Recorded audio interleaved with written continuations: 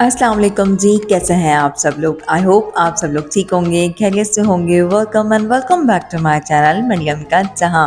मैं उस दिन मरियम के घर गई। उसका घर और किचन बहुत ही ज़्यादा गंदा था।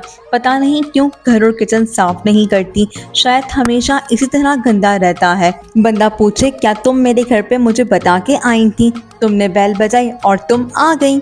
कुछ लोग हमारी ज़िंदगी में ऐसे होते हैं कि वो इतनी इजीली जज कर लेते हैं। वो ये भी नहीं सोचते शायद उसकी तबीयत ख़राब थी, शायद उसे टाइम नहीं मिला होगा, या शायद वो बहुत थकी हुई होगी इसलिए किचन और घर साफ़ नहीं कर सकी। तो आज मैंने इन्हीं बातों से बचने के लिए सोचा चलो आओ अपने घर और किचन की सफाई करते हैं। सबसे पहले की मैंने दीवारों की जारन, क्योंकि काफ़ी दिन हो गए थे दीवारों की चटकी नहीं थी। ईद के बाद तो टाइम ही नहीं मिल रहा था, फिर दावतें छुट्टियाँ ये सब थी, तो मैंने कहा चलो आज मैं अच्छी तरह से क्लीन करते हैं, सबको झटक झटक कर लेते हैं। फिर इसके बाद मैंने सब बेडशीट्स चेंज की और फिर इतने दिनों से लॉन्ड्री भी नहीं की थी, क्योंकि मेरा है रोज़ाना का मैं कपड़े रोज़ाना वॉश कर लेती हूँ। बट इतने दिन हो गए थे, ईद के बाद मैं अपनी सास के घर पर चली गई थी, फिर इसके बाद दावतें चल रही थी तो मेरी लॉन्ड्री नहीं हुई थी। तो फिर मैंने कहा चलो आज लॉन्ड्री लगाते हैं। बस फिर लॉन्ड्री की मैंने और साथ साथ डस्टिंग भी करती जा रही थी और बस काम करना शुरू कर दिया था मैंने सब कुछ, और जल्दी जल्दी सारे काम भी होता जा रहा था। और साथ साथ मैं इन बातों को भी सोचती जा रही थी कि मैंने अपना घर और किचन इन लोगों के लिए साफ़ किया है या मैंने अपनी सेटिस्फिकेशन के लिए घर और किचन साफ़ किया है। हाँ जी, मैंने अपना घर और किचन अपनी सेटिस्फिकेशन के लिए साफ़ किया है। इन लोगों की बातों से तो मुझे ज़रा बराबर भी फ़र्क नहीं पड़ता। मेरी तरफ से ये जाए बाहर में। कुछ लोग जो जज करने वाले होते हैं वो इतने टॉक्सिक होते हैं कि वो ये भी नहीं सोचते भाई अगले बंदे की क्या मजबूरी हो सकती है। शायद हो सकता है कि वो अपने हर वक्त घर टाइम पे साफ़ रखती हो, किचन हर वक्त टाइम पे साफ़ रखती हूँ, लेकिन जिस टाइम मैंने उनकी बेल बजाई मैं उसके घर पे गई उसी टाइम उसका घर शायद गंदा हो। हाँ जी, मेरे साथ भी यही कुछ होता है। किचन साफ़ करके घर साफ़ करके मैं सुथरा करके बैठूँगी तो अगले 2-3 दिन तक तो मेरी कोई बेल भी नहीं बजाएगा, और जिस दिन मेरा घर और किचन गंदा होगा उसी दिन कोई ना कोई गेस्ट आता ही है। क्या आप लोगों के साथ भी ऐसा कुछ होता है या सिर्फ मेरे साथ ही ऐसा होता है। ईद के दिन के बाद बहुत ज़्यादा बिजी हो गई थी, सास के घर भी मैं चली गई थी और फिर आकर मेरा घर बहुत ज़्यादा बिखरा हुआ था, सब कपड़े इधर उधर फैले हुए थे, सबको मैंने समेटा और साथ साथ दावतें भी चल रही थी, तो इतनी अच्छी डीप क्लीनिंग नहीं हो रही थी।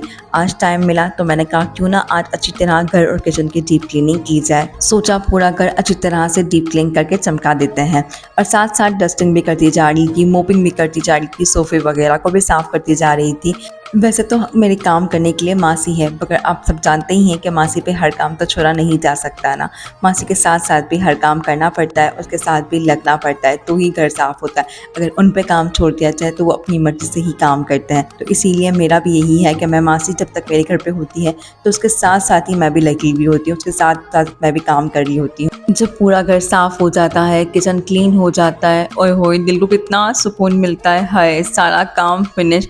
और फिर ऐसा पुरसुकून माहौल मिलता है पूरा मैस क्लियर करके। अब बारी आ गई खाने की। अब खाने में मैंने सोचा इतने दिनों से दावतें चल रही हैं, इतना हैवी खा रहे हैं तो आज कुछ लाइट्स हो जाए।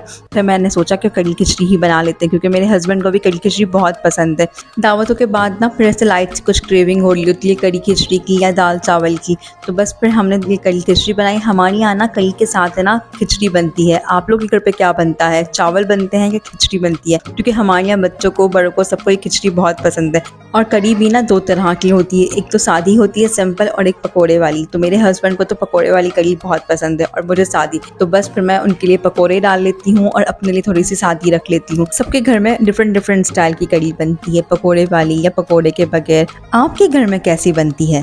होपफुली आपको मेरा ये ब्लॉग पसंद आया होगा। हाँ, मैंने एक बहुत छोटा सा ब्लॉग बनाया है ताकि आप देखने में बोर ना हो। अब आ जाते हैं इस खूबसूरत से ड्रेस की तरफ। ये खूबसूरत सा ड्रेस है मुश्क हरम कॉटियोर का। इसकी खूबसूरती, इसके कलर, इसकी स्टिचिंग की तो क्या ही तारीफ करूं। Mushq Haram couture has a huge collection formal, wedding and party wear at very reasonable prices. They are based in Pakistan and ship all over the world. अगर आपको ये ड्रेस ऑर्डर करना है तो मुश्क हरम कॉटियोर के पेज पे आप जाकर ऑर्डर कर सकते हैं। फिर मिलते हैं एक नए ब्लॉग के साथ। अल्लाह हाफिज।